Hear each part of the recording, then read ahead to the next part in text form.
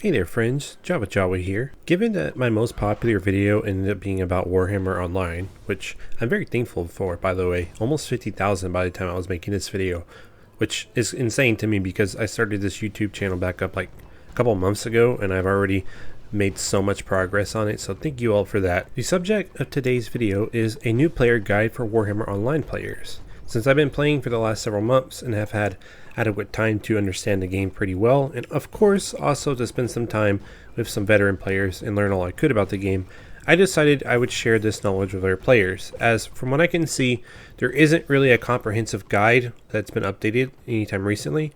Maybe there is and I just haven't been able to find it, so I apologize if you had one and I'm stepping on your toes here. Either way, I'm going to help you as a new player, or maybe a returning player who hasn't played in so long they remember nothing, figure out how to actually get started in Warhammer Online. So first things first, I am going to kind of assume you already have the game set up, but in case you haven't, I'll just give you a quick rundown. It is very simple to get Return of Reckoning going.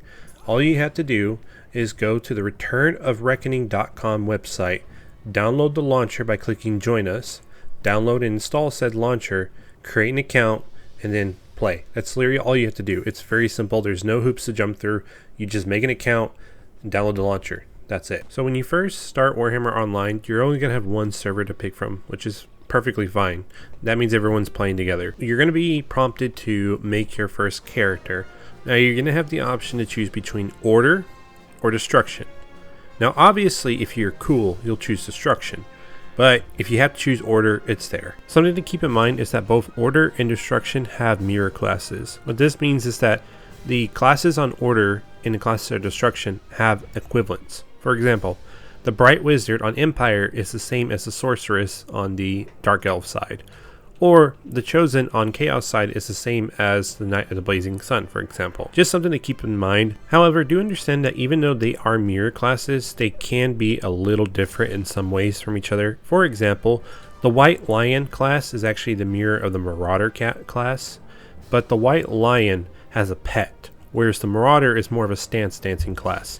So they kind of have a little bit of a different play style because one has to do pet management and the other one has to do stance management. So just kind of keep in mind that sometimes they can be more different than others. Now, Warhammer Online does follow the traditional trifecta of MMO classes. You have a tank, you have a healer, and you have a DPS. However, where I feel it differs a lot is that there is a lot of room to kind of play those classes. And I don't mean in the sense that a tank class can be the best DPS class that they spec for DPS. What that means is even if a tank class is focusing more on their DPS role, they can still be a very powerful tank, and ultimately they're always going to still be a tank. So example would be Chosen. Chosen is a very fun class to play as two-handed, but it's still extremely tanky as two-handed, and it's still going to fulfill that role. It's never going to do quite as much damage as another traditional melee class like the Witch Elf. However, they can be so sustained with their damage and their ability to tank that they can wear down other opponents and take them down, even if that opponent is capable of doing more damage, for example. So that is something to keep in mind, that you need to play your role as the class that you are, no matter how you set it up. If you're going to play a tank, you need to be using your tank abilities to help out your group. If you're going to play a DPS, you need to make sure you're targeting high priority targets as marked by your warband leaders. So the first rule is you're going to be the role that you choose. Even if you make any adjustments, just keep that in mind. The second thing I want you to keep in mind is a lot of times, and everyone's kind of guilty of this at some point, you kind of think, what class should I play to be able to roll over everybody? You know, what's the strongest class right now? Or what class is just really good at soloing players? And I will say this to you. While there are options for that, and solo roaming is something you'll hear about a lot. Solo roaming is basically a player who is playing by themselves and looking for fights in PvP. It's not the most optimal way to play, especially when most of the game is going to be group PvP if you want to get the most out of it when you're trying to level up and build up a new character. So keep in mind that you need to be comfortable with the class that you're going to play in a group setting. And some classes are obviously going to be more tailored in different directions. So don't choose a class just because you think, for example, the Witch Elf is going to be the most powerful class in the game when it comes to soloing players because of their insane damage, and maybe you saw some YouTube video of a Witch Elf murdering people. Now do choose the Witch Elf if it actually is interesting to you and it's something you want to actually play and do. But just keep in mind that it's an MMO. Classes change, things get updated, but more than anything, You have to understand that you're going to have a role in every single group, and you're going to want to play that role in order to actually be recognized as good at your class. I don't want to dissuade you from playing any class you're interested in. Just bear in mind, I'm just trying to make sure your mind is in the idea of group play and not solo play, because group play is the majority of the game. And honestly, the PvP is much better in a group setting. Warhammer shines the most when you're in a big battle, fighting for a fort, or, you know, working together with your warband to actually take points and push out enemies. That's where Warhammer Online is at its very best, is in those group PvP moments. If you play a Chosen and you're so good at it that you can kill every class by yourself, no problem, and your damage is somehow super insane compared to other Chosen players, you're still not going to be nearly as useful as that Chosen player who actually guards his healers, peels off DPS, and pushes into enemy groups. That tank is going to be infinitely more important to the group than the Chosen who's trying to pretend like he's a Marauder or a Witch Elf. I apologize if this came off as a lecture. The only reason I say it like this is because a lot of players, myself included, come into this game thinking it's like other MMOs that regardless of what your class's role is, it can always be a really powerful DPS or pull some other role that it really wants to if you try hard enough, and that's not the case here. The case here is that no matter how you build your character, the core of its class is still the most important thing. But I don't want you to get twisted.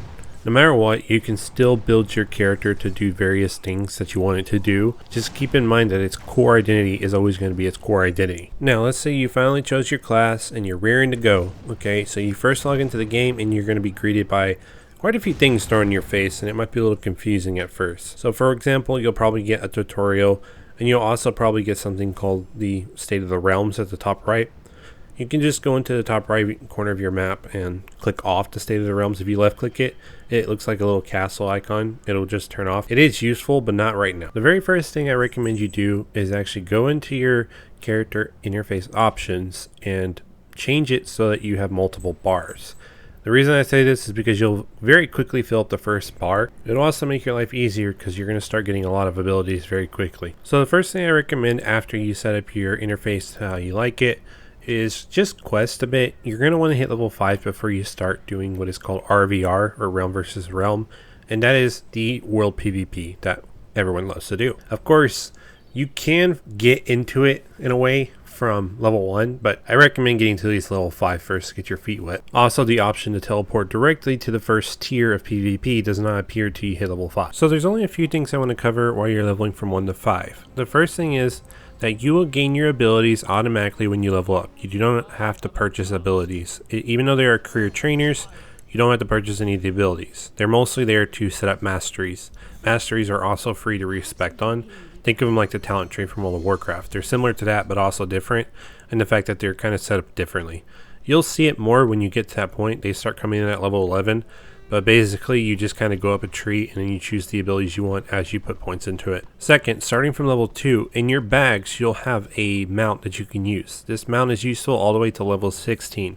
At level 16 you'll be able to buy an actual faster mount and a much better mount, but until then you have this starter mount to get you around. A couple other things you want to kind of keep in mind as you level is that, one, at the top right hand corner of the screen you're going to see something called tier. Now a tier is basically where you're at in the current quote-unquote story of the game. However, what it's mostly used for is that if you do something called public quests, which the game will quickly introduce you to, these are like quests that everyone can take a part of. You don't have to be in a group to get credit for it. You go to these areas, you'll see them on the map. They look like golden chests. So when you get to one of these areas, you'll be given different objectives based on the stage of the quest. Each time an objective is completed, it moves on to the next stage. Eventually, from my experience, every one of these quests ends with like a boss that usually takes a few players to kill. Now, in the starting area, every single one of them, to my knowledge, for every class can pretty much be soloed, at least the first one that you can do. But other than that, you may need some other players to help you complete them. But they are basically there for you to also get your feet wet with that system, because there is a way to gear up in the system using public quests. Now, when you complete a public quest, you will basically be rated based on how well you did in the public quests. So if you're a healer, based on how much healing you did, or DPS based on how much you killed, tanks how much they tanked, etc. Once you have your total stats of where you're at, the game is going to roll a dice and figure out who gets the best loot. Usually the first 3 people get like the best loot, with number 1 getting the absolute best. Once you get your loot, you'll get a little loot bag, and to get to that loot bag you just go to the chest that's glowing in the middle. It's usually in the middle of that public quest. loot the chest, and you'll get your bag. And once you open your bag, it'll give you a choice of choosing one item from the bag. 9 times out of 10 at these levels, the most useful thing are the war crests, because they can be used to buy better gear later on. The last two things I'll cover while you're leveling that you'll find, and these will be important later as well, is one is the trophies. A lot of people don't understand what these are. They are a form of gear. There's a gear slot for them, but they don't give any stats. They're literally a decoration. When you put a trophy on, it'll appear on your character, usually somewhere depending on what kind of character or class it is. It'll appear on their armor. So for example, if you're given like a dagger, you might have another dagger around your belt. You can't use it, it's just kind of there for flavor. The second thing is going to be the Talismans. Talismans is a system you'll be introduced to fairly quickly. They're very self-explanatory, but they're basically these kind of gems that you can put in sockets that are open on your armor and weapons, and they'll give you additional stats. These can be very useful because they can essentially boost your stats even higher than they normally could with just the armor alone. To actually put these in the gear, you just have to shift right click the item that you want to put it in. Keep in mind though that the item has to be in your bags and not equipped to your character. One last thing, I almost forgot about this, and that's why it's being added at the end, and that is the tier system. So you're going to notice this when you do PvE and PvP content. There's a system called tiers, and basically depending on what content you're doing, let's say PvE, every time you do like a public quest in a zone, you'll fill up the bar, and it will enable you to basically get free gear whenever you complete certain thresholds. There's always 3 thresholds. Same with PvP, so there's going to be PvP tiers, and you can get different pieces of gear by just basically playing PvP. And so just keep an eye on that bar, because when it fills up, you'll get a free piece of gear, and you'll be able to do it 3 times. So keep in mind there's like 3 stages to it. And the last thing to keep in mind here is it's going to be given out by the rally master of this particular zone you're in. They'll usually have a Scion skull over their head to indicate they're ready to give you your next reward. One other thing is that you'll see a guy that has like a red circle, and I think it's like a shield over his head. He gives out the weekly rewards for doing things. So normally when you PvP and you get enough influence for that week, you'll be able to get additional rewards from this character. So also keep your eye on that. Make sure you're always checking him so that you don't miss out on stuff that you earned. Now, you just hit level 5 and you're excited to get into RVR and PvP. So there are 2 ways to go about PvPing once you hit level 5. The first way is scenario quests. Scenario quests are basically like battlegrounds from World of Warcraft. They're a set number of players on each team that are competing for objectives, and the battleground/scenario quest is going to be timed. There are multiple of these, and a lot of them have very unique mechanics, so make sure you check what you're actually going to be getting into. So when you first join it, make sure when you first enter a scenario quest that you haven't done before to check the top right hand corner of your screen. It will actually say under what scenario quest you're in what the actual objective is. The second part of PvPing is why you're probably here. The RVR, or Realm versus Realm. This is where order and destruction fight it out for control of certain areas. Now tier 1 is where you're going to actually start out in. Tier 1 is a smaller scale version of PvP that you're going to experience. Now don't get me wrong, the battles can still get big, but in order to basically make it so that you understand how to actually do this, they don't start throwing things like forts at you yet. You start off with just trying to get control of certain areas. So when you first go to an RVR area, there's going to be 3 areas you can choose from. It's going to be Nordland, the Chalice, and Mount Ekrund. Now if you look to the top right hand corner, you're going to have a new little icon show up on your minimap. It's going to say War Report. This War Report will give you the option to teleport basically around every half hour or so to whatever active battle zone is going on at the time.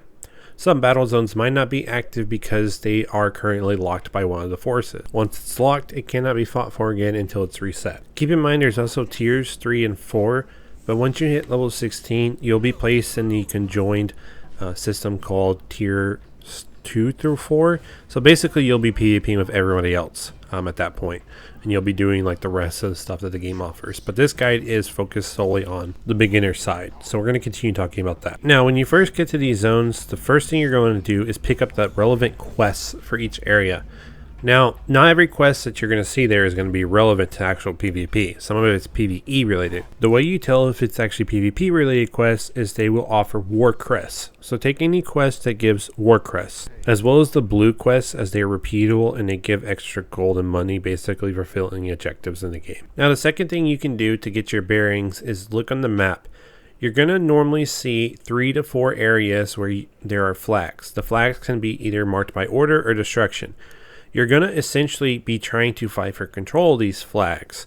Now, another thing to keep in mind is that you're going to see a bar at the top right hand corner that's going to be blue and red. If it fills all the way up to red or blue, that faction will lock the zone temporarily and they will become the winners and they'll get most of the rewards for the fights. Now, the other way to actually tell the status of if your realm is going to win or not, or what percentage they're at, you're going to click on the state of the realm icon, the one that you closed when you first made your character and started playing. Now you can right click it and choose to only show tier 1 to make it easier for yourself, but you're going to see what areas and what percentage they're actually at to better tell you what your faction is actually doing, like if they're doing well or they're doing bad, etc. Now, what you're going to do to actually fill out the bar is you're going to go to these flags and make sure your team captures and holds them. Every time you go to one of the flags, you'll see in the top right hand corner the time it's going to take for you to capture the flag or secure it. 2, every time you hold a flag, you're going to see supplies actually spawn. By right-clicking these supplies, your character will pick them up. You have exactly 2 minutes to return it to a flag at your base or the enemy's base. You can actually take it to their base as well, but usually it's safer to take it to your own. If you take it and return it to the flag, you'll go get renown and XP, but you'll also help boost the bar in your favor. Now, just because your faction gets to 100% on the bar doesn't actually mean they win the zone. You see, once they actually hit 100%, there's another step to actually locking the zone down and getting the full reward. The hardest part of actually locking these zones is actually maintaining the actual flags. So, even if you get 100% due to supplies, you have to hold all flags in a zone. So in this case, if it's the Nordland and the Empire, you have to hold all 3 flags at 100% for at least about 90 seconds or so. I don't know what the exact time is. I tried to look it up, but I do know it's about a minute or 2. Once you do that, you actually get full zone lock for that time and you win the zone. And that will also grant you the biggest reward. Another thing to keep in mind is that a lot of people that you see running around will be in open groups. So all you got to do is right click their portrait and click join warband or join party, and it'll automatically put you into their group. If you're not able to find one, just ask around. Sometimes they just forget to open them up, but usually they have them open so anyone can join. One last thing you'll also notice when you hit level 5 is that you'll be automatically placed in a guild. If you're on the order side, it'll be Forces of Order, Destruction, Forces of Destruction.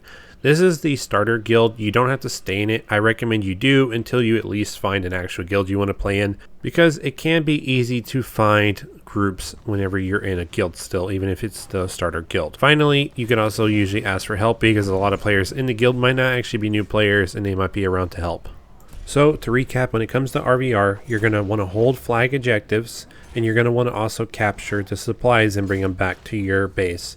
Another thing to keep in mind is that outside of Nordland, both the Chalice, which is the elf area, and the dwarf and greenskin area, which is Mount Ekrund, they both have their RVR zones separated by 2 actual zones. So you'll have to go in between those 2 in order to actually complete them. They have 4 flags instead of 3. And they're also more spread out, so it can be harder to hold those down without coordination from an actual warband. A couple tips for healers and tanks. So you'll actually see this sometimes in your abilities where it says that it will target your defensive target.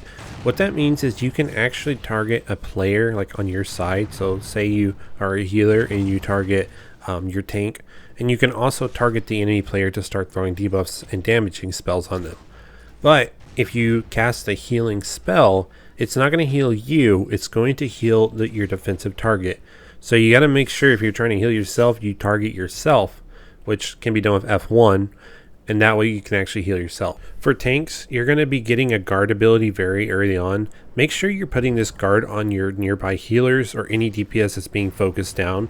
You want to be able to constantly switch it on the fly. It's very important. I actually keep mine in the #1 spot on my tank because the most important thing as a tank, no matter what you're doing, is soaking up that damage.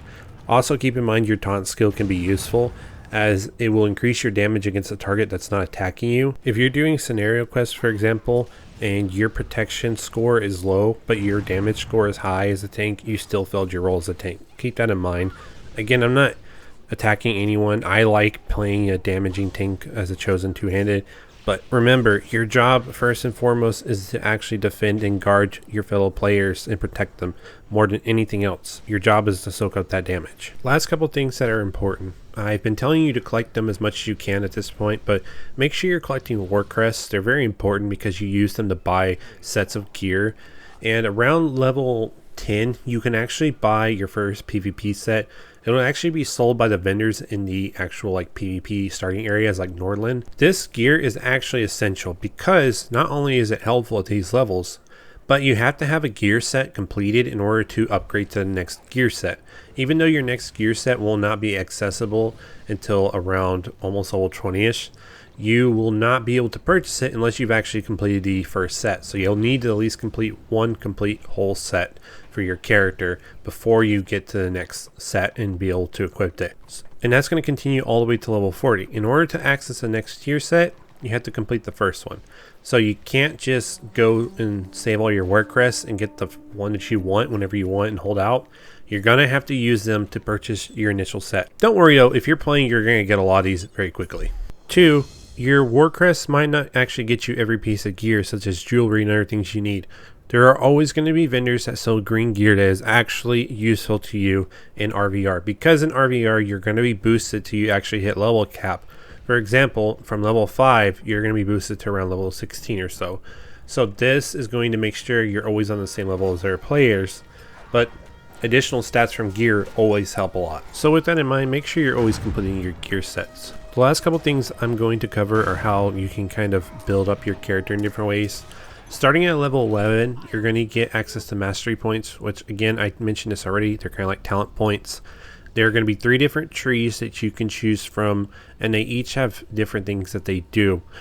What I will say is that what a lot of top builds actually use is a mixture of different key abilities from other talents. You'll see that a lot. So you're going to want to make sure that you go and check the latest guide for your class for what's best. You can usually find these guides on the relative forums for Return of Reckoning.